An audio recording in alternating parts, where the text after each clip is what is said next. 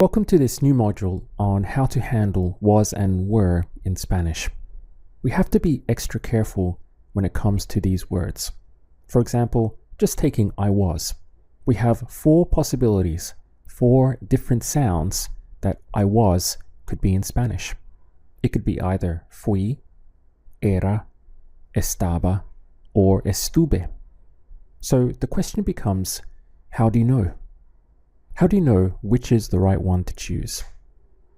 Let's take four examples, but this time in short phrases. We have, the floor was dirty. She was married for 10 years. It was fantastic to see you.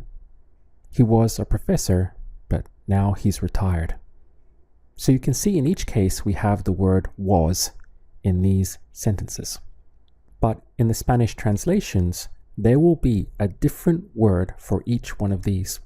So we would have el piso estaba sucio. Estuvo casada por 10 años. Fue fantástico verte. Era profesor, pero ahora está retirado. So in English, everything is was. But in Spanish, we have a different word for every instance. So we have estaba, estuvo, fue, and era. So again, this begs the question, where are these four possibilities coming from? Well, if we go to our verb chart, we can see just that. Basically, it's coming from the fact that we have two verbs for to be. So in the present tense, we have ser and estar. So we have one line for to be and another line for to be, which means that with I am, you would have two choices, right? So you could have either soy or estoy. Now, I am would turn into I was in the past. So in the simple past, you could have fui or estuve, but you could also have the imperfect sound where the arrow goes across the page, and there you would have era and estaba. So this is where the four possibilities are coming in. In the past, we have either I was with the arrow going down or with the arrow going across. So I was could be a choice between fui, estuve, or era and estaba. We were could be a choice between fuimos and estuvimos, or éramos and estábamos. To help us isolate and focus on this specific information, I've created a new chart for you. So here we have ser and the sounds if the arrow comes down or the arrow goes across. And then below that we have estar, again with the sounds for the arrow down and the arrow across. So basically, with the arrow coming down, we're looking at the simple past or the preterite, and the arrow going across is the sounds of the imperfect.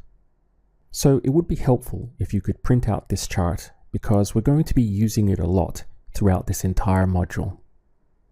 Now, when it comes to deciding which sound for was is going to be correct, there are two decisions that we need to make. So this will give us a kind of system. First, we need to decide whether we will use ser or estar. That's the first decision. The second decision is whether we will use the simple past or the imperfect. Now, sometimes only one sound will be correct. So out of the four options, only one will be right. However, other times, two sounds can be correct. It all depends upon what you are visualizing or the scene that you are visualizing in your mind. It's important to also mention that this only applies to the words was or were when they are on their own. So this does not affect anything with the past progressive, where you would have was with ing or were with ing. For example, I was walking, estaba caminando. They were talking, estaban hablando. We were eating, estábamos comiendo. If we look back at our example sentences, you can see that the word was is isolated on its own. So it's not tied in with a verb and an ing. We have was all the way down the line here, but of course you could also say they were professors, but now they're retired. So again, whenever was or were is isolated on its own, this is what we're talking about. Let's begin looking at some examples now. We have the pressure was too much. So the first decision we have to make is whether we are going to go with ser or estar for this phrase. Now I'll give you a very helpful tip here. Whenever you have this feeling of it was, quite often it will go into ser. Now, not always, but quite often. So it could be it was, that was, or this was. Also those reversed, because you could have that was it or that wasn't it. So it was or was it, that was or that wasn't, this was or this wasn't. Whenever you come across this, very often you will go into the sound of ser. Now, if we go back to our example phrase, we have the pressure was too much, but it also carries that feeling of the pressure, it was too much. So whenever this is said, either literally it was, or with the it just being implied, this is the key or the clue to look out for where you will go into ser. Now, going back to our chart, you can see we have all our choices laid out in front of us. And because this is a situation of an it was, we're going to go into the ser side. So we've already cut our choices in half, from 4 sounds to just 2. Now, because we have a situation of it was, that's the angle. So we know that we're going to choose between fue or era. So now comes the second decision. Is the arrow coming down for the simple past, or is it going across for the imperfect? Now, this depends upon what you are visualizing. For example, let's imagine the phrase was, this morning, the pressure was too much for him.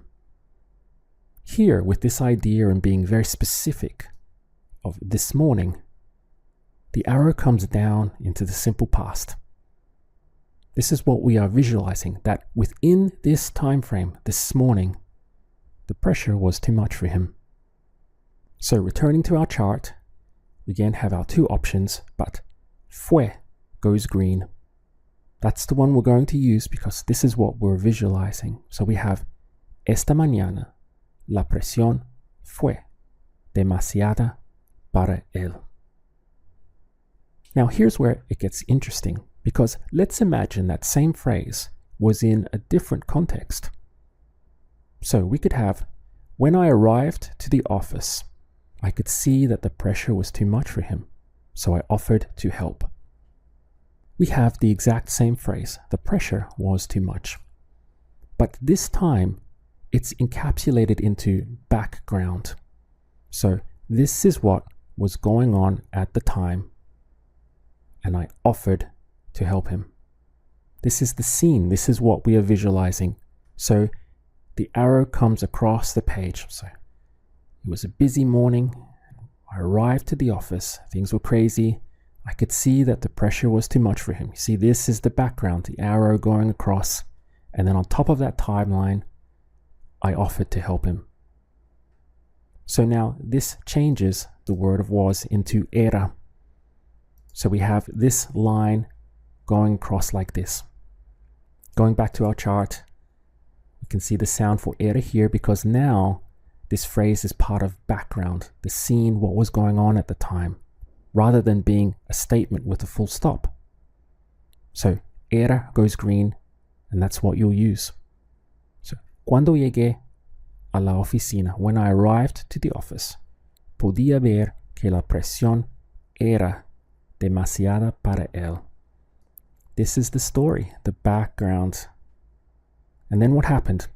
Así que ofrecí ayudarle. So ofrecer is the verb. So I offered, ofrecí, to help him, ayudarle. From this example, you can see that the phrase remained the same. The pressure was too much. And once we went onto the ser side, we had a choice of 2 sounds depending upon what we were visualizing in our mind. So with fue, the arrow comes down, it's the simple past, it's a statement. You're putting a full stop. That's it. The pressure was too much. Now, if you add more context to that, for example, this morning, the pressure was too much, or yesterday, the pressure was too much, it's all the same. It's a statement that within that time frame or that event, the pressure was too much. However, if you use era, now this is not a definitive statement because it's not closed. The line is going across, it's open. This now becomes background, part of the story, part of the description of what was going on at the time. Let's continue with another example. This one is even simpler. It's I wasn't there. So again, our first decision is ser or estar. Which do you think? Pause if you need more time. It's going to be estar because this is referring to location, where we were. So we know that we're going to be on the estar side. And the angle is I, so it gives us the choice between estuve or estaba. Now again, both these sounds are possible. It depends upon the context and what you are visualizing. For example, we could have, he called the office, but I wasn't there. Now, if we were finished at that point and we put a full stop, so this is now a statement. It's not part of a story, it's not part of background, it's a full stop. So he called the office, but I wasn't there. Which means that the arrow drops into the simple past. So taking our two choices again between estuve and estaba, estuve is going to go green, and that's what we'll use. So, llamó a la oficina, pero no estuve allí. He called the office, but I wasn't there. Full stop, statement. Now, if we were to give that same phrase a different context, look at what happens. Here we have, he called the office, but I wasn't there, so he called my cell phone. Now, this I wasn't there becomes part of the background in the story, part of the description of what was going on. So, all of this is background now. This is what was going on. He called the office, they answered it, I wasn't there, ... Then what happened? He called my cell phone. So in this context, now the arrow changes to going across. So again, we have our two choices, but estaba goes green, meaning that we have llamó a la oficina, pero yo no estaba allí. Entonces me llamó el teléfono. So he called the office, I wasn't there, so he called my phone. Here again, you can see that both sounds are possible. It's going to depend upon the context and what you are visualizing, the scene that you are visualizing in your mind. In our next example, only one sound is correct. The phrase is, and that was it. Nothing more happened. So which will you go for? Ser or estar? This will be ser because we have a was it. This time it's literally saying was it. So the it is there, it doesn't have to be implied. So this means that we're going down onto the ser side. The angle is it was, so we have a choice between fue or era. Now looking again at our sentence, and that was it. Nothing more happened. So what do you think? Is the arrow coming down in this situation, or is it going across? Is it a statement, or is it part of a story? So this has a very strong feeling of statement. So, and that was it. Nothing more happened. It's literally telling you that that's it. So the sound of fue will go green, and that's the one you'll use. Y eso fue todo. Nada más pasó. What about this one? You were really annoyed. The word for annoyed or upset is going to be molesta. So let's make our decision with you were. Is that going to be ser or estar in this instance? It's going to be estar because this is an emotion that that person was going through, or a feeling that that person was going to. So this leads us into estar. Now, the angle of you were gives us the choice between estuviste or estabas. Now, could you use both? In other words, could you think of a scenario where you could say you were really annoyed and either have it as a statement or also have it as background to a story? So the answer is yes, you could use both. For example, you were very annoyed yesterday. So here with yesterday, this is what's happening. We're visualizing that within this time frame, yesterday, you were annoyed. So the simple past comes in and the sound we'll choose is estuviste. We're imagining that within this time frame. So we have estuviste muy molesta ayer. So you were very annoyed or very upset yesterday. Now, if we were not visualizing a specific time frame, we weren't thinking of a time frame and we didn't mention a time frame, we simply said you were very annoyed. Now the feeling becomes open. We're not tying it in and we're not visualizing a specific time or time frame. So with this open feeling, this is where you could go into estabas. You're not giving any more information than that. So we have estabas muy molesta. This is the difference in how it will be understood to the ears of a native Spanish speaker. If you use the simple past and say estuviste, what they will visualize is a start and an end. Even if you don't mention any time frame, they will still see that it started and it ended, that you're not upset or annoyed anymore, that it just happened there at that point, or for that period of time. So this is the feeling that using the simple past gives them. Whereas if you use the imperfect, now the line is open, doesn't close. So estabas muy molesta. You may still be upset now. Let's change this into estaba, and we'll imagine a scene where we're saying I was annoyed or upset. So we could have, he called the office and honestly I was quite annoyed, so I didn't want to talk with him. Here we have I was quite annoyed as part of the background. It's no longer a statement with a full stop. It's part of the story, what was going on. So we get this feeling of openness with this I was quite annoyed. So we would have llamó a la oficina y honestamente yo estaba bastante molesta. Así que no quise hablar con él. So the I was quite annoyed is now using estaba because it's part of the background scene.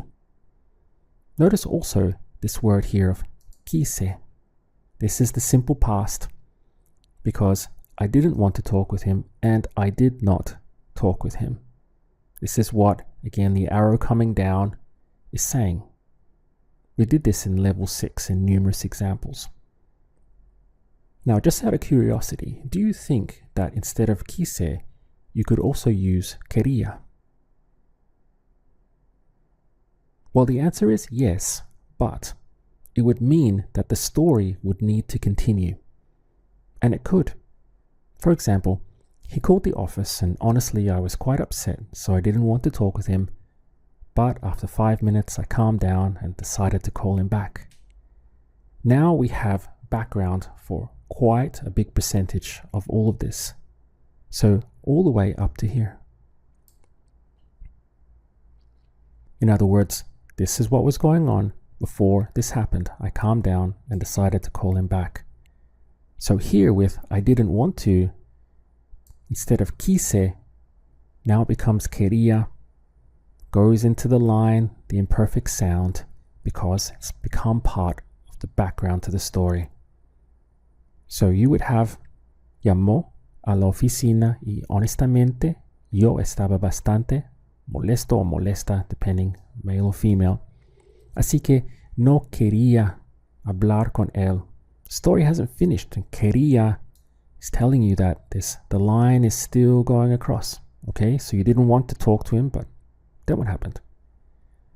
Pero después de 5 minutos, me calmé, I calmed myself down, y decidí llamarle de nuevo. I decided to call him back. So all through this point, let's go to our arrow across here.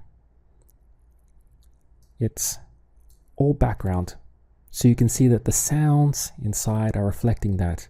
We have estaba instead of estuve and quería instead of quise.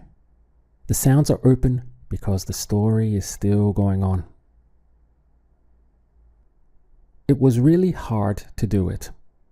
Would you choose ser or estar here? It's going to be ser because we have a situation of it was. So we're on the ser side and it was is the angle, so we have a choice between fue and era. Now this is really the same situation as before. Which sound you're going to use? So is it a statement, meaning full stop? Or is it background? Is it simply part of a bigger story? So, taking the first option, it was really hard to do it. In our mind, this is what we're visualizing.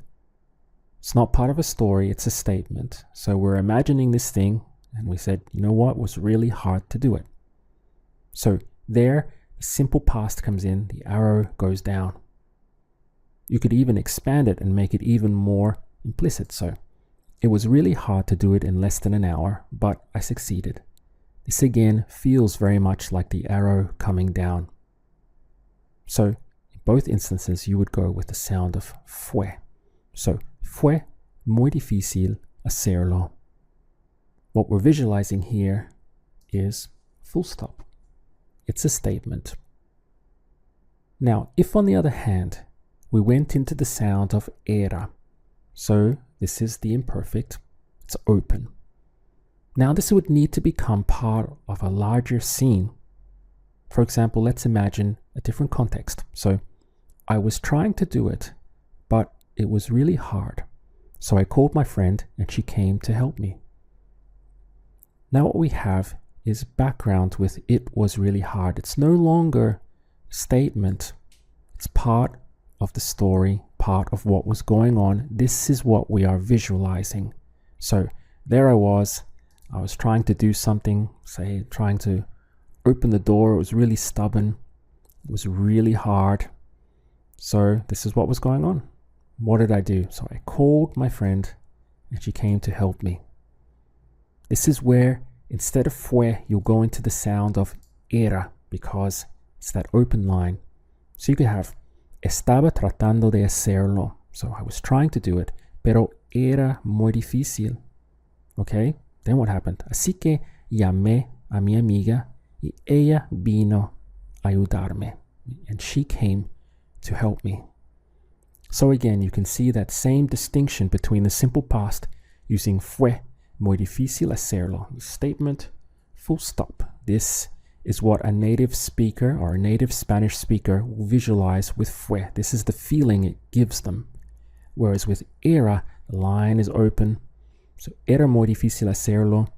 And normally this will be a part of a bigger story. This was going on in the background. Next up, I'd like to give you another demonstration of just how powerful the simple past is in Spanish. Let's look at this sentence. He was my friend. So, would you use ser or estar for this? It's going to be ser because being my friend would belong to their identity, how I see them. So, his name is whatever, and he's my friend. They both belong to his identity, how I see him. So we're going to go onto the ser side. Now he was, she was, it was. It's the angle here with fue and era. Question is now, are both possible? Could you use both fue and era with the sentence or the phrase of he was my friend? The answer is actually yes, you could. Both era and fue are possible. So you could say era mi amigo or fue mi amigo. Now I can tell you that to the ears of a native Spanish speaker, if you said fue mi amigo, what they would immediately think is that this person was dead. They're no longer around. This is the power of the simple past, is that it's finite, start and an end. Fue mi amigo, they will assume this person is dead. Whereas if you said era mi amigo, the line is open and they will not assume that person is dead. They would assume, well, he was your friend, but he's not anymore, and they'll just leave it open like that. Here's another example of that same principle for you. So we could have they were divorced. Now, again, the first decision you have to make in all of these examples is which side you'll go to, ser or estar.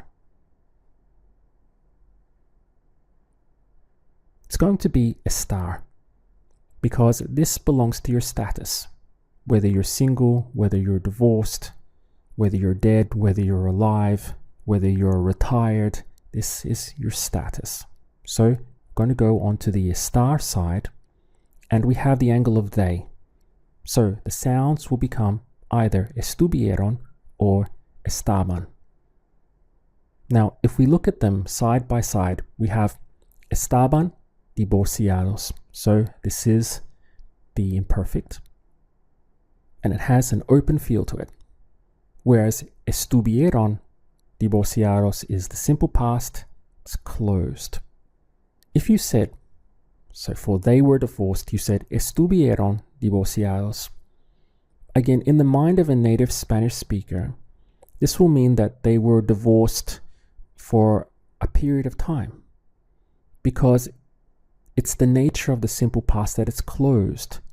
So they would consider that they're not divorced any longer, because with the simple past as a start and an end, it's locked or it's closed within this period of time.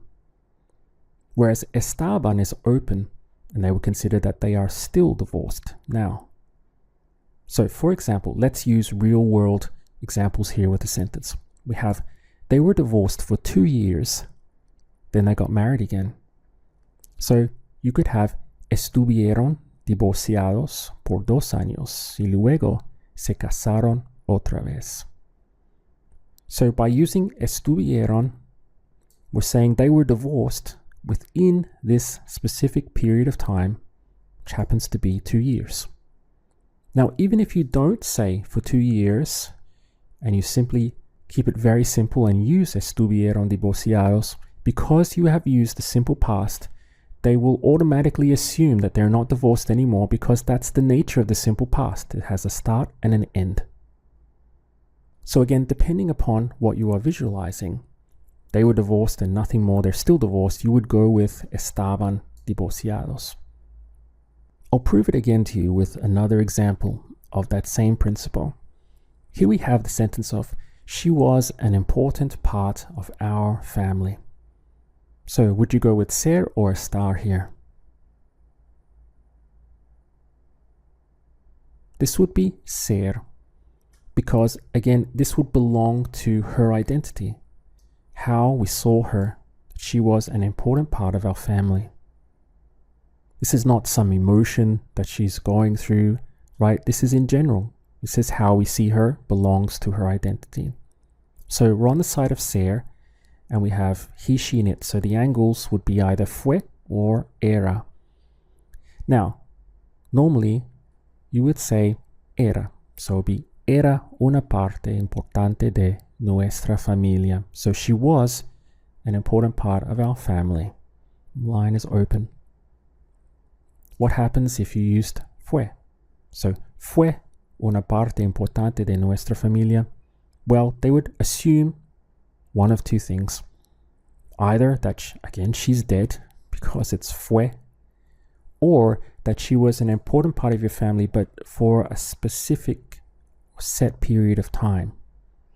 So if you were to say, she was an important part of our family for 10 years. Okay, so now with this, what are you applying? You're implying that within this time frame of 10 years, she was important. So you could have, fue una parte importante de nuestra familia por 10 años. It had a start and it had an end, this period of 10 years.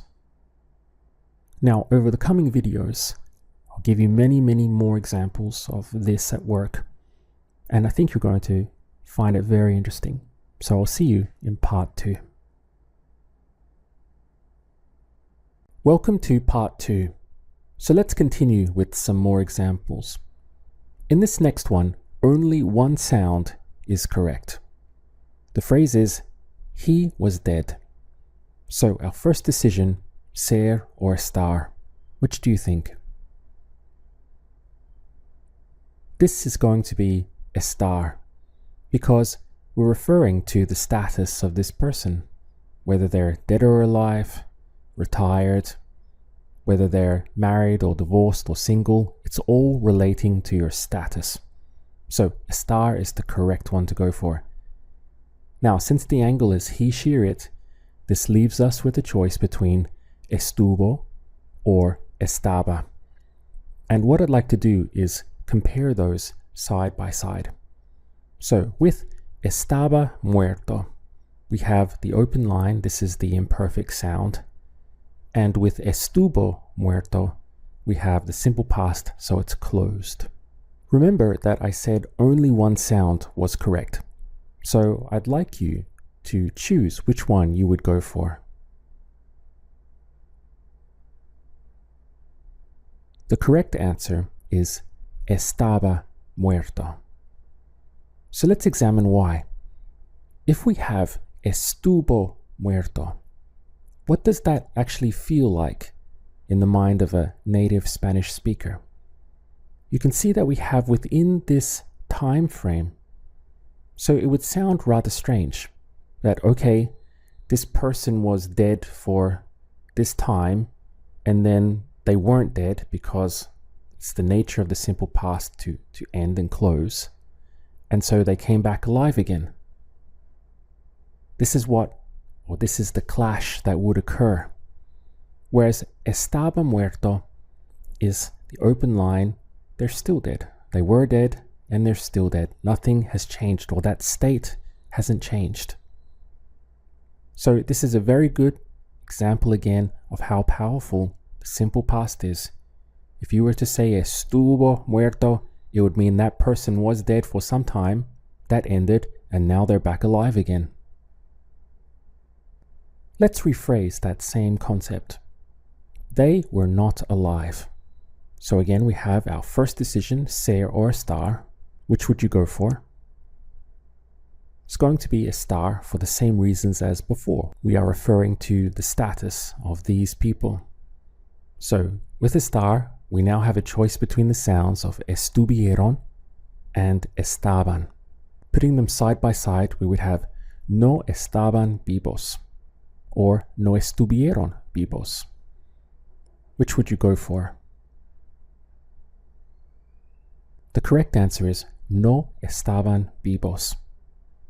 For the same reason as before, if you were to say no estuvieron vivos, it would mean that, well, they weren't alive for this particular period of time, and then they were alive. So it just doesn't make much sense in most circumstances. In this next one, we have, it was like trying to do the impossible. So for this was, would you choose ser or estar? We have a strong signal here for ser because we have an it was. So we're going to choose between the sounds of fue and era. Now, both of these sounds are possible because you could have a simple statement that said, fue como tratar de hacer lo imposible. So it was like trying to do the impossible. statement. This one is going to have a feel of a full stop. But in a different context, we could of course also use era. For example, we started, but it was like trying to do the impossible because a piece was missing. Eventually, someone arrived to help us. So here we have this feeling of background. So we were starting to try to do this, but it was very difficult, almost impossible because a piece was missing. So you can see all along the line is moving across, it's uninterrupted. And then what happened? Okay, on top of that time frame, someone arrived to help us. So we could have empezamos, pero era como tratar de hacer lo imposible, porque faltaba una pieza. Eventualmente, alguien llegó a ayudarnos. What about this one? We have it wasn't correct. Would you use ser or estar? It will be ser again because we have this it was. Doesn't matter if it's it wasn't and the negative, still the same principle. So going to the ser side, we will again have a choice between fue or era. Now, of course, both of these are possible because in a statement you could say no fue correcto. That's a full stop feel to it, or you could also be referring to a particular period of time. No fue correcto, wasn't correct. Now, let's look at an example of how it could be era. So you could have, she answered the question, but it wasn't correct, so she had to try again. Here you can see that we have this feeling of the line going across again. So she answered the question, but it wasn't correct. The line still keeps going. Okay, then what happened? She had to try again. So, respondió a la pregunta, pero no era correcta. Así que tuvo que intentarlo otra vez. In the first example here, no fue correcto. Full stop. Here we have a statement. So, fue.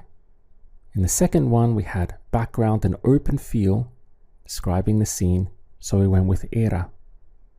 But even with no context at all, so we just have no fue correcto or no era correcto, a native Spanish speaker will still get this feeling of one being closed and one being open. So with no fue correcto, this is a feeling of either making a statement with a full stop, or you are referring to just that particular period of time that it wasn't correct, or in that moment it wasn't correct. This is the feeling that they will get even without any context whatsoever, because you have used the simple past and gone with fue.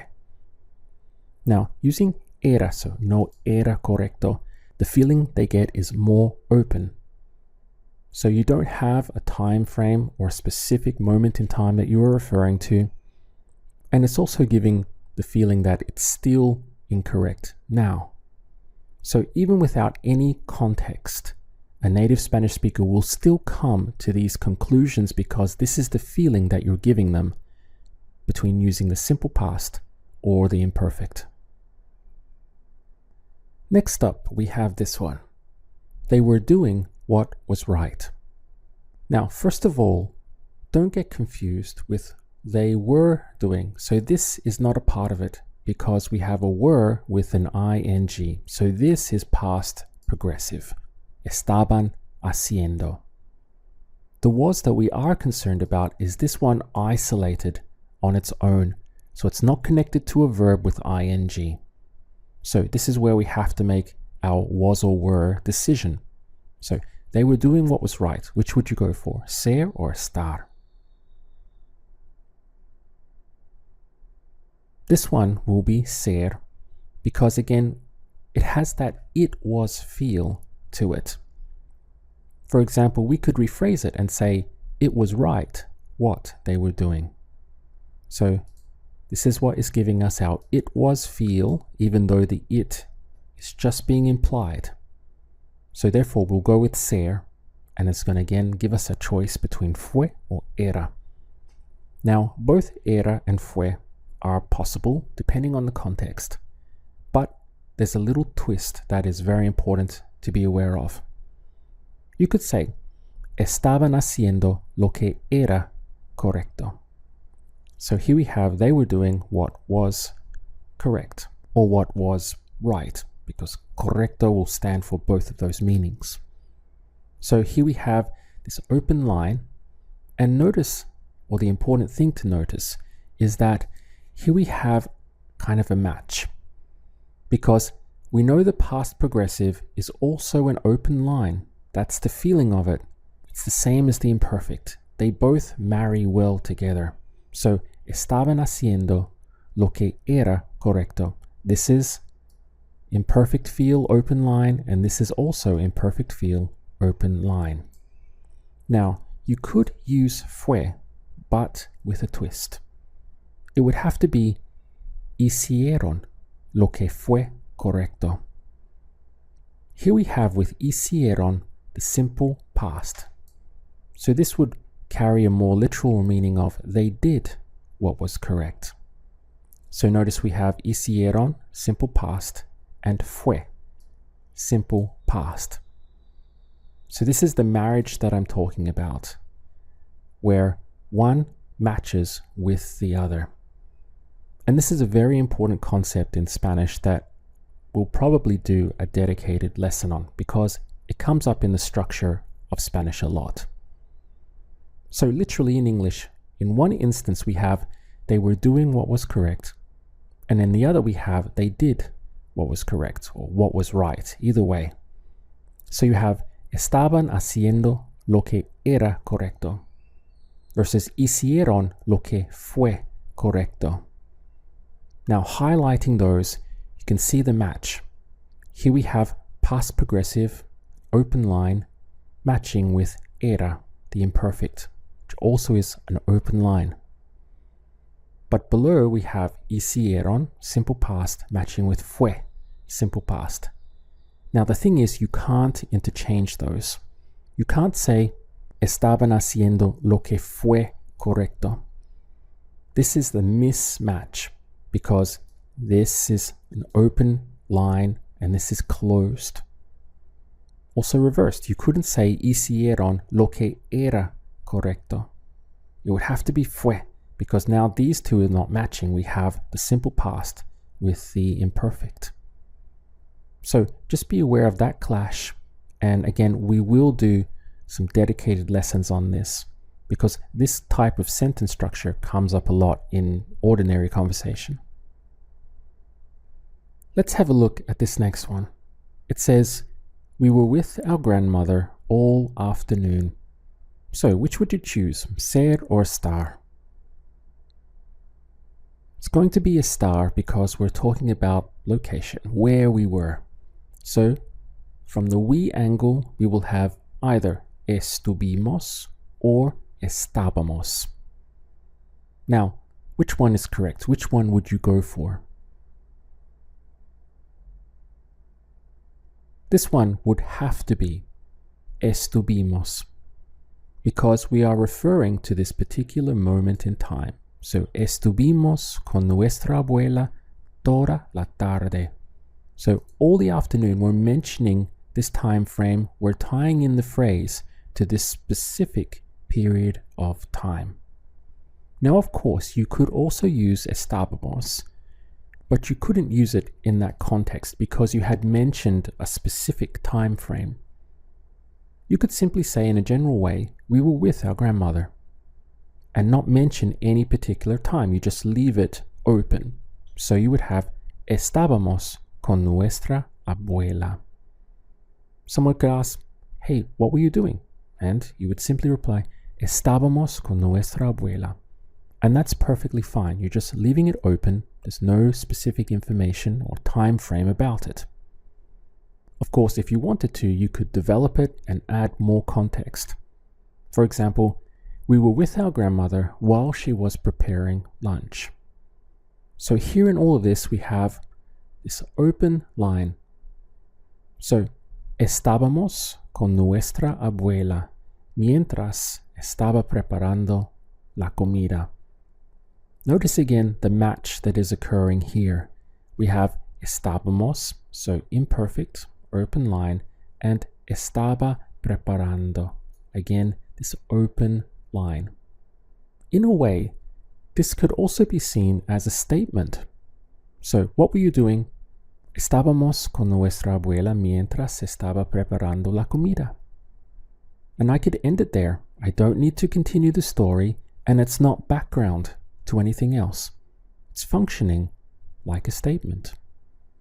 Now, this is why it's wrong to just limit yourself or your understanding of this concept to either you're making a statement with a full stop, so you go with the simple past, or it's part of story and background, so you go with the imperfect.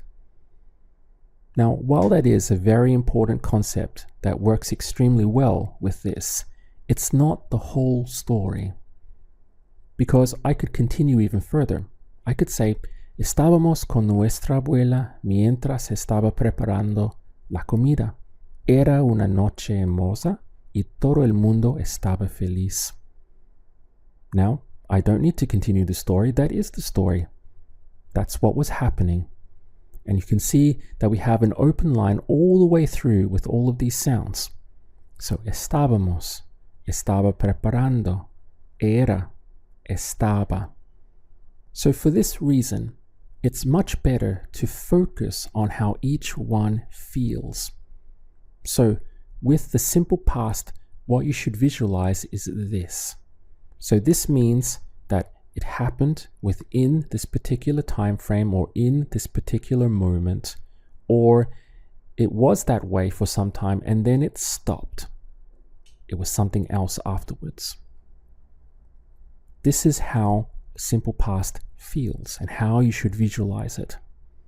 Whereas with the imperfect, you have this open line where the arrow just carries on across the page. Now something else might happen on top of that, so it makes it background to the scene, but it doesn't necessarily have to happen, because you've seen a very good example here of where this sounds just fine on its own. I don't need anything else to happen on top of this time frame. So this is feeling open, describing what was going on, but at the same time, it could also be just a simple statement as well. So by all means, hold on to this idea of statement versus story or background, but don't limit yourself to that understanding. Make sure that you are also taking account of how each one feels. The simple past is closed. The imperfect or the past progressive is open. In this one we have, were you angry with her? So would you choose ser or estar?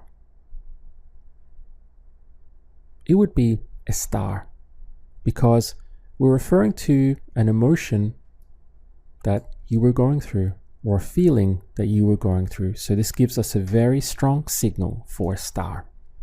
Now the angle of view will be either estuviste or estabas. So before choosing anything, let's discuss the difference. And we'll put the sentences or the phrases side by side. We have estabas enojado con ello, or estuviste enojado con ello. This could also be enojada if you were a female, but we'll just leave it like this for simplicity. So what's the feeling that a native Spanish speaker is getting from each of these? I would like you to kind of decide that for yourself and explain it back to yourself. What is going on in the mind of a native Spanish speaker when they hear estabas in this sentence versus estuviste?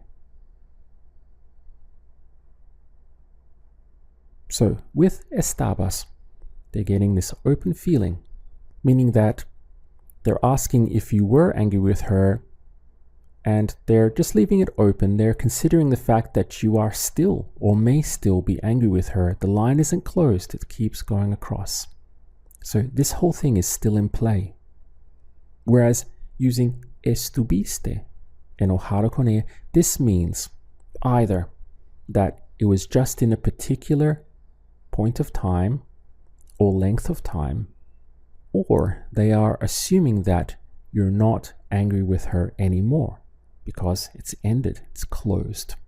So these are the two feelings that they get. For example, you could say, hey, were you angry with her yesterday morning?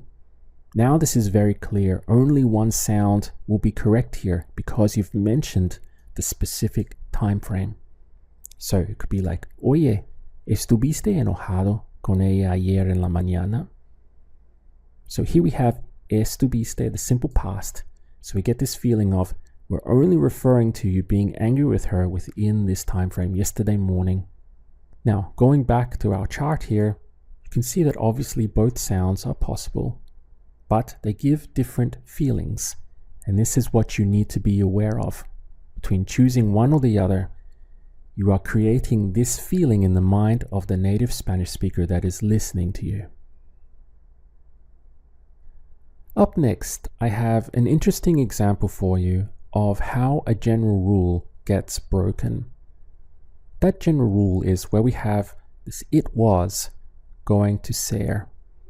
Remember in video 1, I said that this happens a lot of the time, but not always. So here's an example of that.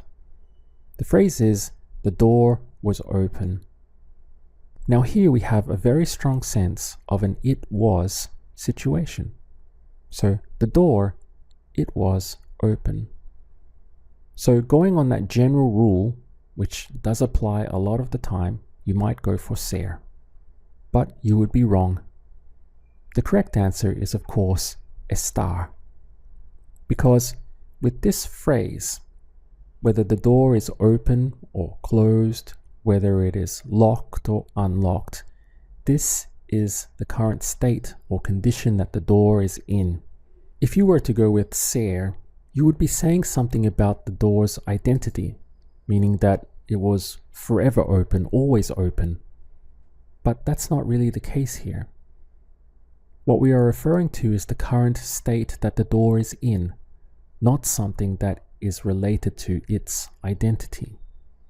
So for that reason, we have a very strong signal here to go with estar. And that strong signal for estar overrides this it was feel. So we would have a choice between estuvo or estaba. Now, are both sounds possible? The answer is yes, certainly. So let's discuss the two and again have a look at what's happening in the mind of a native Spanish speaker.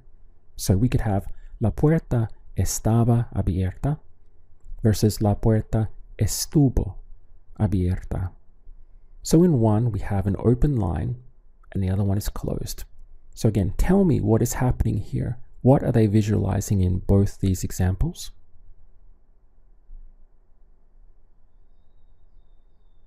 So on this side, it's open. So the door may still well be open now. Whereas with estuvo, this means that the door is no longer open because being open ended. It was just within this period of time, or you closed it or something happened, but it's no longer open. So the simple past gives them that feel that the door being open was just for this moment or this specific period of time, and now it is closed again. Let's change this and imagine that instead of a door, it was a window. So you could have, when I went inside, the window was open. Again, we will go with estar here. Even though it does have an it was feel, the fact that we're talking about the state of the window, whether it was open or closed, locked or unlocked, is an overriding signal for estar. So it will overpower this it was. So you could have, cuando fui adentro, la ventana estaba abierta. So when I went inside, the window was open. Now here we have this open feel line going across. The window may still be open now. However, if you get more specific and say the window was open for 2 hours, now you have a specific time frame. It's within this period. So you would switch into estuvo. So, la ventana estuvo abierta por 2 horas. Here we have our simple past. And again, even without that extra context of 2 hours, a native Spanish speaker will still get those feelings alone just from the switch from the imperfect into the simple past. Let's look at a similar example now. We could have the elevator was out of order. So again, ser or estar. You will go with estar because we are referring to the current status or state of the elevator, that it's out of order. So we get an overriding signal to use estar. Even though again, we could say the elevator, it was out of order. This signal for estar is stronger and will override that. So going to our chart, we will have a choice between estuvo or estaba. Now, comparing them side by side again, we have el elevador estaba descompuesto versus el elevador estuvo descompuesto. I'm sure you can see by now, without me explaining any further, that this one could still be out of order, whereas this one is now working because this has the simple past, meaning that it is no longer like this. Whatever that was is ended. For example, you could say the elevator was out of order for 1 hour. Now here you must go with estuvo because you've mentioned the specific time frame that it was out of order for. So we would have el elevador estuvo descompuesto por 1 hora. Let's look at one more before we leave. What's the word for broken? It can be either roto or rota. So let's imagine the window was broken. Which would you go for, ser or estar? This would be estar. Again, we do have an it was feel, but we're talking about the condition of the window, what condition it was in, so we get this overriding signal to use estar. Now, let's compare those side by side. So we have la ventana estaba rota versus la ventana estuvo rota. Again, what feeling does each one give you?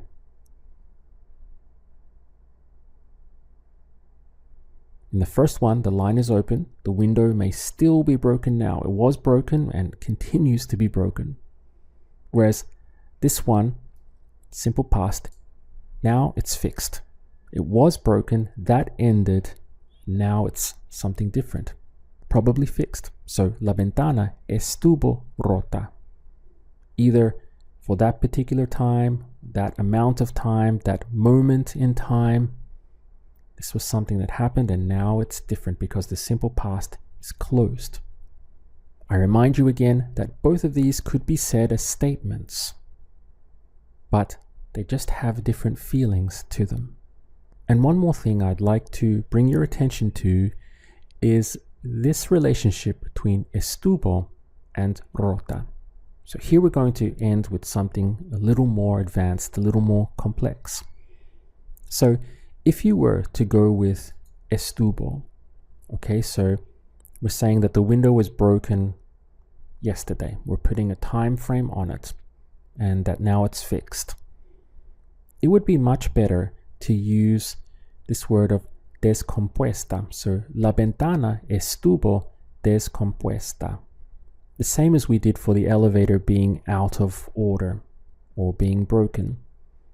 The reason why is that this sound of roto or rota in Spanish, broken, has a very strong feel to it. It's different from English. When you use roto or rota in Spanish, basically it means that there's no going back. That thing is done. It's broken and it's not fixable. Meaning that it carries this feeling of that something is beyond repair. So if you say estuvo, this combination of estuvo with rota, you get a kind of clash with that. Because on one side, you're saying that this thing was broken and now it's not broken. It was just broken within that period of time. But then you're using rota, which carries the meaning of, well, something is beyond repair. So you see this clash that you have between using the two. It's this clash between the feeling of the simple past, meaning that it's no longer broken, and roto, which means that something is beyond repair. It can't be fixed. So this is why it would be better in that particular situation to say la ventana estuvo descompuesta, because descompuesto or descompuesta simply means that something was out of order, not beyond repair. Broken, out of order, but not beyond repair. These are very delicate things in Spanish, and it's the reason why it's more or less unrealistic to think that you will get to a stage where you will never make any mistakes or errors in Spanish at all. There will always be these little things that will catch you out from time to time, even when you are quite advanced in the language. Alright, I'll see you in part 3.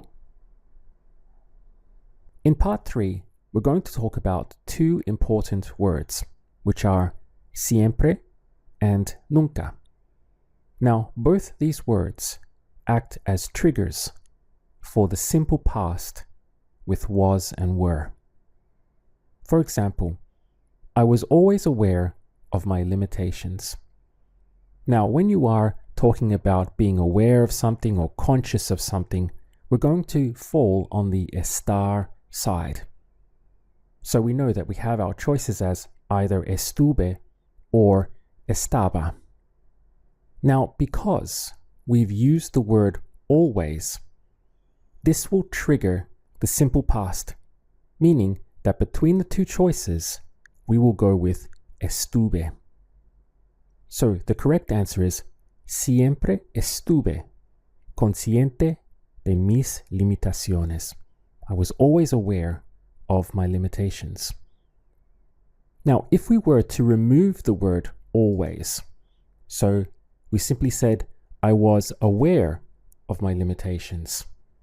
Now you could go into estaba. But the fact that we originally had the word always in there, meaning siempre, forced us into the simple past. So this is what I meant by those two important words, siempre and nunca, triggering the simple past when it comes to was and were. So once again, we had siempre estuve consciente de mis limitaciones. Let's take a look at another example now, this time with the word never. So we have nunca. And the phrase is, I was never there. So which would you go with, ser or estar? It's going to be estar because we're referring to location. Now between the two, we have the simple past and the imperfect. We know that we must go into the simple past because we have that trigger word nunca. Therefore, we would get nunca estuve allí. I was never there. Now what this effectively means is that whenever you have the word siempre or nunca, your only decision becomes ser or estar, because both those words will trigger the use of the simple past. Our next phrase is, they were dressed in white. So would you go with ser or estar? The correct answer is actually estar, because being dressed in one color or another doesn't really say much about your identity. It's just the state that your clothes are in at the moment, the color that they are. So we have our choices between estuvieron or estaban. And of course, both are possible. So you could have estaban vestidos de blanco or estuvieron vestidos de blanco. It just depends on the context. For example, normally just that phrase of they were dressed in white, you would default into the imperfect, so estaban vestidos de blanco. However, if you had more context around it, such as last night, they were dressed in white, now we have the set time frame that we are referring to, and this is where it would be correct to use estuvieron. So anoche estuvieron vestidos de blanco. Our next phrase is, she used a word that was taboo. So would you go with ser or estar here? This is going to be ser because we have an it was situation and it's not being overpowered by anything else that would take us into estar. So she used the word that it was taboo, or you could say it was taboo, the word that she used. Okay, so we have our choices between fue or era. And of course, again, both are possible. So you could say, usó una palabra que era tabú, or usó una palabra que fue tabú. Now, the difference in meaning. So in one, we have the imperfect and open line, and in the other, we have closed, which could mean either in that moment it was taboo, which doesn't make much sense, but it could also mean within that era it was taboo. For example, she used a word that was taboo in the 70s. So here we have our set time. So between this decade in the 70s, between here and here, the word was considered taboo. This is an example of where it would be correct to use fue instead of era. So you would have usó una palabra que fue tabú en los años 70. Without that extra content, meaning taboo in the 70s, the correct answer would be to go with era and just leave it open. But because we have created this time frame within this time, perhaps it's no longer considered taboo, but it was then.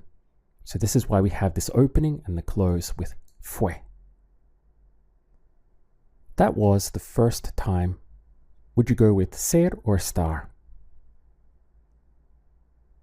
We're going to use ser because we have a that was, the same as it was or this was. So our choices are between fue and era. Now, normally with this, we're referring to a specific moment. So that was, we're imagining that that moment was the first time. So usually you would go with esa fue la primera vez. However, you could of course change the context. For example, that was the first time I was seeing the reality of my situation. So we would have esa era la primera vez que estaba viendo la realidad de mi situación. You get this feeling of background here with the line going across. So it was the first time that I was seeing the reality of my situation. Here the line continues running across the slide. And notice that we are again matching here between having era and estaba viendo. So the past progressive. Esa era la primera vez que estaba viendo la realidad de mi situación. Here also we have an opportunity to look again at our match versus mismatch. So instead of having that was the first time I was seeing the reality of my situation, instead of I was seeing, you could replace it with I saw. So that was the first time I saw the reality of my situation. Now this change to I saw means that having era here will no longer work because we'll have a mismatch. It would have to change to esa fue la primera vez que vi la realidad de mi situación. So now these ones are matching with simple past and simple past. As you can see, it's sometimes quite difficult and perhaps even impossible to impose short, concise rules when it comes to choosing between these options with was and were. That's because it depends so much upon the context of what you're saying. Bear in mind that what you're getting with this module are strong and very solid guidelines to follow, which means that you should get it right most of the time. Our next phrase is we weren't involved. Now this one is a little tricky, so which would you go for, ser or estar? This would be estar. When it comes to being involved in something, being aware of something, being conscious of something, you're going to fall into estar. So we have our two choices in sound between estuvimos and estábamos. Let's put them side by side. No estábamos involucrados and no estuvimos involucrados. With one we have the open line, the other one it's closed. We can make sense of both options depending on the context. For example, let's have a look at this one. Simply saying that we weren't involved, this one is the correct answer here. So, no estábamos involucrados.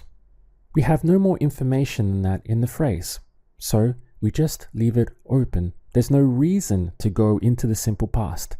And this is what Spanish tends to do. It tends to have a bias towards this imperfect sound unless there is a good reason to use the simple past.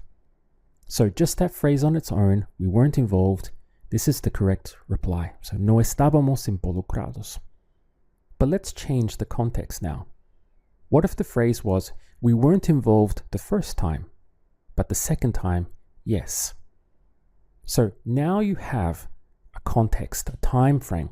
So the first time we weren't involved, but the second time, yes. This is when it would be correct to switch from estábamos into estuvimos. So you would have no estuvimos involucrados la primera vez, pero la segunda vez sí. So we're tying that we weren't involved with the start and the finish on this first time. We're not leaving it open now because it wouldn't be correct to. It had a start and an end. Within this period, the first time we weren't involved. Pero la segunda vez sí. Let's have a look at this one. I was the only one he didn't help. So which would you use, ser or estar? This one would be ser, because being the only one relates to my identity. You could imagine, say, a group of people over here that he did help, and little me over here that he didn't. So this part of me being the only one he didn't help is related to my identity. So Spanish will go with ser, giving us the choices of between fui and era. So with fui, the arrow comes down, and you could say, yo fui el único or la única que no ayudó. With this, we have a feeling of a statement, a fact. Happened, it's over, I was the only one, he didn't help, right? And then you have your feeling of full stop. But of course, you could also have the feeling of the imperfect in this, but it would change the context slightly. So instead of having, I was the only one he didn't help, we could replace this he didn't help with he wasn't helping. Now we have to be careful that the was will match. So it would become, instead of fui, it would be yo era el único que no estaba ayudando. Now we have the feeling of background. So this was what was going on at the time. I was the only one that he wasn't helping. ... What happened then? So this now becomes background. Again, you can see that both choices are possible. So you could have fui or era, but the rest of it would change. So this one is like a statement. Yo fui el único que no ayudó. Fact, full stop. Or background. Yo era el único que no estaba ayudando. And then what happened? Notice again that we have our match between simple past with fui and ayudó. Then the match between imperfect, era, and the past progressive, estaba ayudando. Why were you so angry with them? Which would you go with, ser or estar? This one will be estar because being angry is an emotion, a feeling. So we have our choices between estuviste or estabas. I'm sure by now you can probably think of scenarios where both or either one would be correct. So you could have either ¿Por qué estabas tan enojado con ellos? Or also ¿Por qué estuviste tan enojado con ellos? Obviously in this one it's being left open, whereas with estuviste you might be imagining, well, last night at the meeting, why were you so angry at them within that time frame? Once again, even if you did not give any time frame, this is the feeling that the native Spanish speaker would get from using estuviste, that you're no longer angry at them, or it was just within that period of time, within that moment, or within that event. Now, here's something very interesting that we can use to follow on from that. The sentence is, why were you so rude with them? The word for rude is grosero or grosera. So, which would you choose? Why were you so rude with them? I think here it's very tempting to go with estar, because we're imagining the same type of thing as being angry with them, that it's not a permanent part of your personality that you're rude. It's just that you were rude with them at that time or at that moment or at that event. However, Spanish sees this differently, and the correct side to actually go with is ser. The reason why is that this thing of being rude was belonging to your identity, how others were seeing or perceiving you. Even though it was just for a moment in time, this became your identity in that situation, that you were a rude person. Comparing it with the last example, we had, let me find it here in our slides, why were you so angry with them? Now, being angry is an emotion, a feeling, so it's quite easy, or there's a strong reason to go with estar. However, in this situation of being rude, this is not really an emotion or a feeling. This is your behavior, and it's identifying you as being rude. It's another good example, I guess, of why this idea or this rule that you commonly see of ser equaling permanence is such a bad rule to follow. It's constantly getting broken, and I'm constantly seeing people on my YouTube comments answering others by saying that ser equals permanence. If you follow that rule, you're going to run into a lot of trouble and make a lot of mistakes when it comes to this question in Spanish. It's much more reliable to have this idea of ser equaling identity.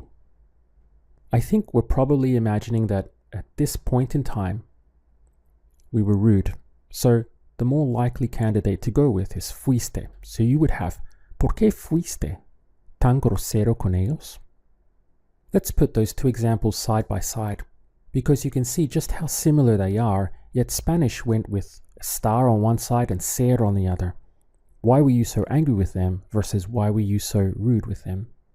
So to summarize again, being angry is an emotion or a feeling, which gives us a very good reason to go with estar. However, being rude is not really characterized as emotion or feeling. For example, you could say, I feel angry today, but you couldn't really say, I feel rude today. It sounds a little forced. So being rude, even if it was just for that instance or just that moment in time, Spanish will put this into your, or cast this as your identity in that moment. Now, one last thing before we close part 3.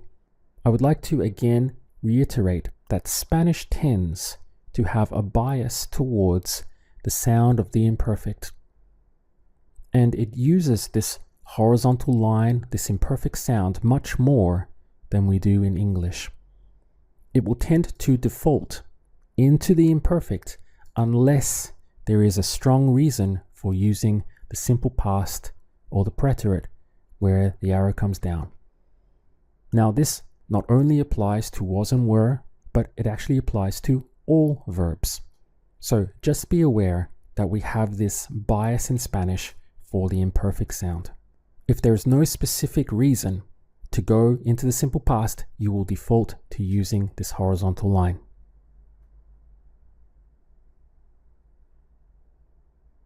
Welcome to part 4.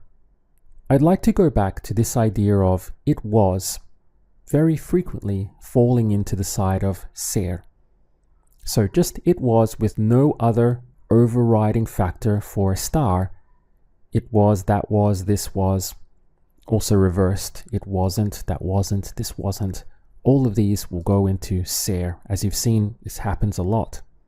However, I also hear another option being used by native Spanish speakers for this idea of it was. For example, let's take this phrase, it was paid yesterday. Here we have a very strong signal for ser because we have an it was, and there's no other factor that would put us into the side of estar. We also have a very set time frame here with yesterday. So the answers or the choices will be to go into ser and the simple past. So the answer becomes fue pagado ayer. Now, if we take the verb pagar to pay, what would the sound be for he, she, or it paid? Sound is pagó. And what you can do is put the pronoun of se in front of that. So it become se pagó. Now, se pagó will also stand for it was paid. And this is the other option that I hear native Spanish speakers using very frequently. So our two choices become fue pagado ayer or se pagó ayer. This literally means it was paid yesterday. And this one has a more literal meaning of it paid itself yesterday, because this se is standing for its self. So it paid itself yesterday. In this sense, the verb pagar is being used reflexively. And reflexive verbs is something that we'll cover a little later on in this level. Now, the reason that I like this option is because it reduces your decisions, which means that it reduces your think time. Let's do some more examples. We have here, it was found. So again, we have a strong it was leading us into ser and the verb encontrar. So you could say fue encontrado. It was found. Now, let's take the angle again of he, she, or it found. What would the sound be? Encontró. And once again, we would put the pronoun of se in front of that. So you could have se encontró. This would also stand for it was found, or literally it found itself. I guess it doesn't make much sense in a literal way, but again, you hear this all the time being used. So let's extend that phrase. We could have it was found this morning. Your choices could be fue encontrado esta mañana, but you will also hear very commonly said se encontró esta mañana. It found itself this morning. Now this option can be applied to practically all verbs. So here I have a quick list of some of the verbs we've already been through or looked at in the course. Let's take an example here with it was sold. So what are the options for this? It was sold. You could either say fue vendido or se vendió.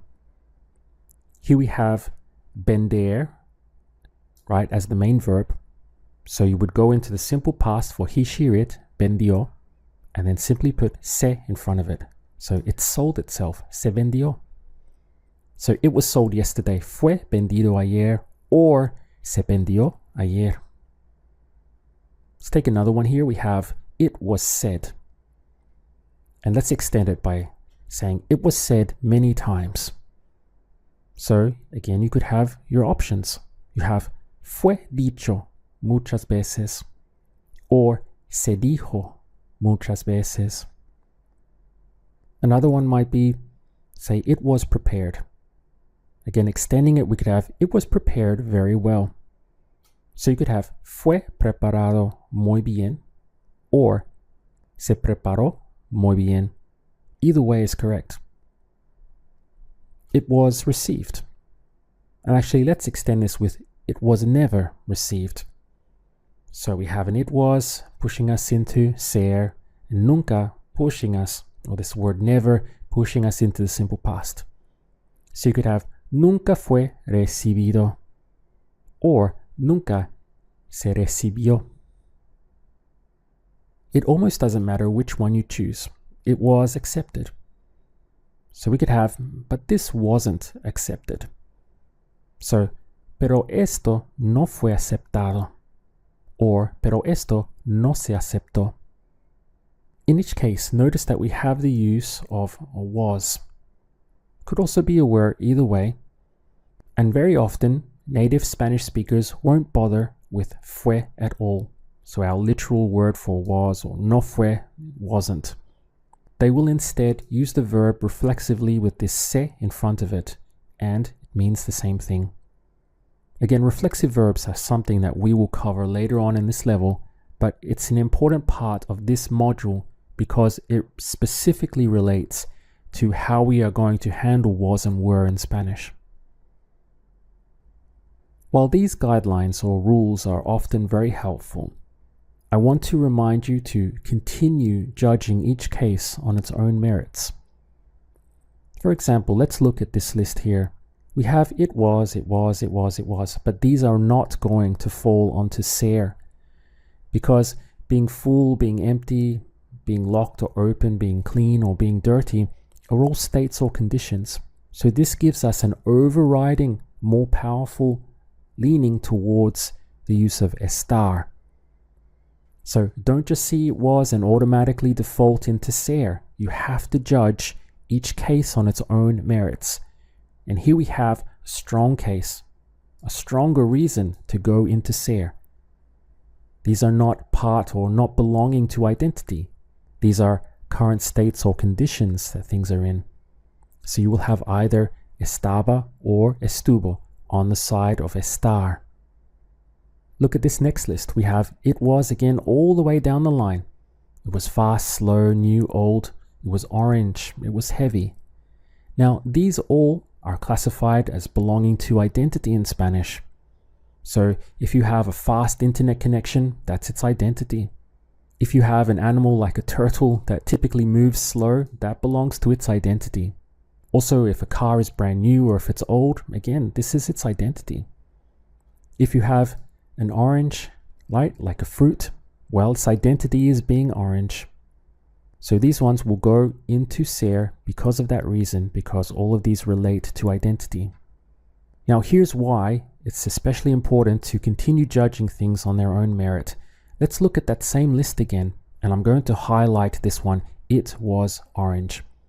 I would say that 99% of the time, using era or fue, so we're on the side of ser, will be correct for this. However, there are times when it would not be correct. For example, let's imagine that you have a house and the door is white. And that door has been white ever since you can remember. That's the identity of the door, that its color is white. However, you came home one day from work and someone, a crazy person, had painted your door orange. Now the color orange does not belong to the identity of your door. Your door is white. But if you wanted to say, I came home and the door was orange, this is when you would go into the use of estaba. This is the state or condition that it's in. Its identity is white, but estaba naranja. It had changed its identity, or its current condition was orange. So as you can see, while 99% of the time era or fue will be correct, I had to judge this case on its own merits. And when I did that, it forced me into the sound of estaba. Before leaving part 4, let's talk about expressions of time. So we have, it was late, it was early, it was June, it was last year, it was too soon, it was 2 o'clock. Now expressions of time will typically fall onto the side of ser, and this is quite reliable. So, for example, when I was young, here we have the was. This could be cuando yo era joven. It was midday when he called me. So, era mediodía cuando me llamó. It was Tuesday and everyone was here. So, era el martes y todo el mundo estaba aquí. Even it was every day. Era todos los días. You could also have it was each day. Era cada día. So this is basically a quick tip for you that when it comes to expressions of time, let's go back to our slide again here. You can see there are many examples of different expressions of time. These will typically fall onto the ser side, and you can just then choose between either the simple past or the imperfect. As you can see here in every example I think that I've used, I've gone into the imperfect sound because it tends to form background. So it was midday. This is the scene. and then he called me, me llamó. This information is important for our upcoming test because whenever you get these types of time frames, you really don't need to think that much about between ser or estar. You're going to go into ser. In part 5, we're going to run a drill of about 75 questions. Inside this drill, you'll need to use every single one of these sounds. And recording the drill for you is going to be Elena. Remember to pause and consider each question and judge it on its own merit. Remembering as well that Spanish will always have this bias towards the imperfect. So if you don't see a good reason to use the simple past, then don't. Go with the imperfect sound. In other words, just base your answers only on what's written. Don't visualize or imagine anything extra. The key is to decide your answer just on the information you're given on each slide. Now, don't worry if you get a few of these or even a lot of these wrong, because this is a topic in Spanish that takes a lot of practice to master. Here we go. The bed sheets were dirty. Las sábanas estaban sucias. It was a huge house. Era una casa grande. I was a student at that school. Fui estudiante en esa escuela. It was easy and we did it. Fue fácil y lo logramos. We were partners for 10 years. Fuimos socios por 10 años. It was her cat. Era su gato. She was very intelligent. Ella fue muy inteligente. The cup was dirty. La taza estaba sucia. The speed was very slow.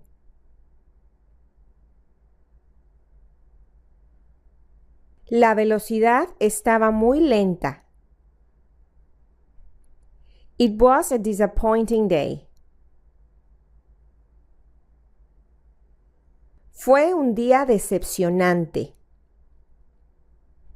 I didn't know who he was. No sabía quién era. You were a good friend. Eras un buen amigo. It was never said. Nunca fue dicho o nunca se dijo. It was too late. Era demasiado tarde. The windows weren't locked. Las ventanas no estaban cerradas. It was almost midnight. Era casi medianoche. It was confirmed for tomorrow. Fue confirmado para mañana o se confirmó para mañana. They were married for 2 years. Estuvieron casados por 2 años. The container was empty. El contenedor estaba vacío. It was time to make a decision. Era hora de tomar una decisión. It was sold yesterday. Fue vendido ayer o se vendió ayer. It was canceled many times. Fue cancelado muchas veces o se canceló muchas veces. It was my mistake. Fue mi error. It was always locked. Siempre estuvo cerrado. She was like a sister to me. Era como una hermana para mí. Last night I was in the office until 10 o'clock. Anoche yo estuve en la oficina hasta las 10. They were aware of the problem. Estaban conscientes del problema. The soup was hot. La sopa estaba caliente. Why were you unhappy last night? ¿Por qué estuviste infeliz anoche? You weren't there. No estabas allí. He says you were a member for just 1 year. Dice que fuiste miembro por solo 1 año. They were all alive. Todos estaban vivos. They were sued twice. Fueron demandados 2 veces. It was discovered in 1741. Fue descubierto en 1741 o se descubrió en 1741. Everything was broken. Todo estaba roto o todo se rompió. How did you know where I was? ¿Cómo sabías dónde estaba yo? He was there when it happened. Estaba allí cuando pasó. They were happy to see you again. Estuvieron felices de verte de nuevo. The bag was full of rubbish. La bolsa estaba llena de basura. They were with us all afternoon. Estuvieron con nosotros toda la tarde. It was already paid. Ya fue pagado. O ya se pagó. It was 3 o'clock in the afternoon. Eran las 3 de la tarde. It was never sold. Nunca fue vendido o nunca se vendió. It was new. Era nuevo. It was an interesting book. Era un libro interesante. That wasn't our intention. Esa no era nuestra intención. It was our best result. Fue nuestro mejor resultado. We were never there. Nunca estuvimos allí. They weren't at the party. No estaban en la fiesta. It was recommended. Fue recomendado o se recomendó. She wasn't there for him. Ella no estaba allí para él. The stress was too much for me. El estrés era demasiado para mí. We were teachers. Fuimos maestros. I thought it was confirmed.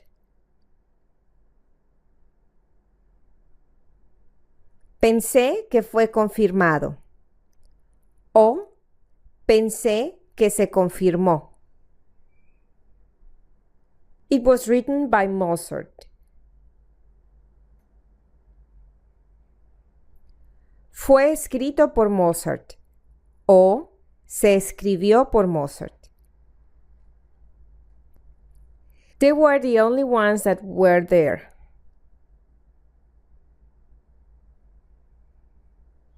Eran los únicos que estaban allí. Who was it? ¿Quién era? It wasn't my fault. No fue mi culpa. I was dressed in black. Estaba vestido de negro. It was out of order all day. Estuvo descompuesto todo el día. That was all she said. Eso fue todo lo que dijo. He was dead when they found him. Estaba muerto cuando lo encontraron. It was always on. Siempre estuvo prendido. You were very angry.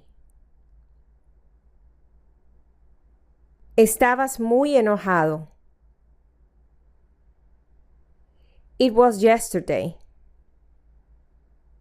Fue ayer. It was an important moment. Fue un momento importante. It was only for 2 years. Solo fue por 2 años. We knew it wasn't true.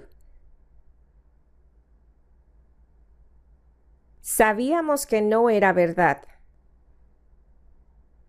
The exam was very easy. El examen fue muy fácil. It wasn't like that. No era así. O no fue así. It was difficult to do it again.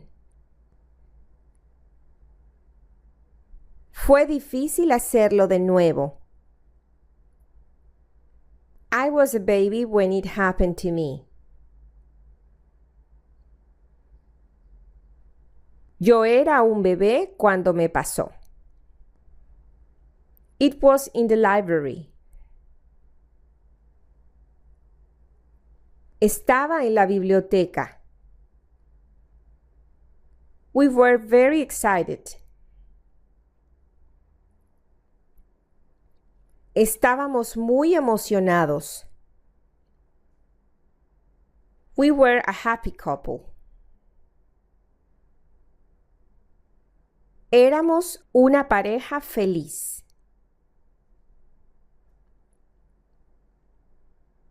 In part 6, let's talk a little bit about false positives. So this is when you have an instance of was or were, but Spanish will handle it with another verb, meaning that it will not use the verb to be at all. For example, I was given $500. Here we have was. But in Spanish, they may handle it a different way and simply say, they gave me $500. So there's no instance of was here at all. Now the verb to give is dar. And how would you say they gave? This is going back to our irregular verbs. It would be dieron. How would you say they gave me? Me dieron. So they gave me $500. Me dieron $500. Another example could be he was late. So here we have was, but typically Spanish will not use the verb to be in this type of phrase. What they will literally say is he arrived late. So here again we have no mention of was in the translation for Spanish, and they will simply say llegó tarde. Another one could be when I was 4. So here we have the word was in English, but in Spanish, when it comes to talking about age, they use the verb tener. So instead of saying I am 4, they will say I have 4. I have 4 years. So therefore, when I was 4 would be translated as cuando tenía 4 años. Again, there's no mention of the verb to be. They have used another verb in its place. So here we have 3 examples of where you could fall into the trap of false positives. So I was given $500. He was late. When I was 4. Spanish replaced the verb to be with another verb in all 3 of these examples. So you could have me dieron $500. Llegó tarde. Cuando tenía 4 años. Another example could be I wasn't told. So here we have I wasn't, but you could equally say they didn't tell me. I wasn't told or they didn't tell me. And Spanish will frequently do this. So they wouldn't bother at all with the was, and they would simply say no me dijeron. They didn't tell me. Let's look at one more example. We have I was tricked. Again, you could say they tricked me. So the verb to trick or to fool in Spanish is engañar. Engañar. So they tricked me. Me engañaron. Here's another one as well. She wasn't able to cancel it. Immediately we're seeing this wasn't, but it's a false positive because the answer is no pude cancelarlo. She wasn't able to. The was is actually contained within the verb poder, to be able to. So this is what I mean by false positives. You have to stay alert, judge each case on its merit. Just because you see a was or were doesn't mean that you necessarily have to go into that decision-making process. Because sometimes Spanish will handle the question of was or were in a completely different way, and it will not use the verb to be at all.